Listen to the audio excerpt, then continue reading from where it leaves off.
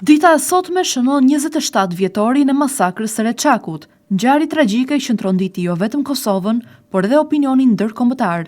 Në kompleksin memorial në Reçak, presidenti Vjosa Osmani dhe kryeministri Albin Kurti bën homazhe në nder të viktimave, duke kujtuar rëndësinë e kujtesës historike dhe drejtësisë.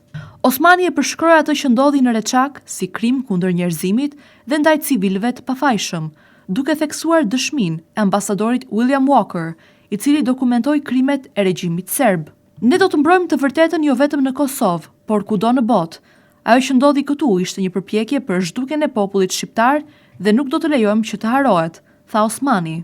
Presidenti ja kujtoi se liria, pavarësia dhe demokracia e Kosovës sot janë ndërtuar mbi sakrificën e martirëve të Reçakut dhe dëshmorëve të UÇK-s, të cilët dhanë jetën për lirinë e vendit. Sot gëzojmë lirinë fal atyre që sakrifikuan gjithçka dhe kujtimi i tyre mbetet themeli i shtetit ton sovran, u shpreh Osmani. Ceremonia e sotme rikujtoi jo vetëm tragjedinë së kaluarës, por edhe përkushtimin e institucioneve të Kosovës për të mbrojtur të vërtetën dhe drejtësinë, duke dërguar një mesazh të qartë se kujtesa dhe respekti për viktimat nuk do të shuhet kur.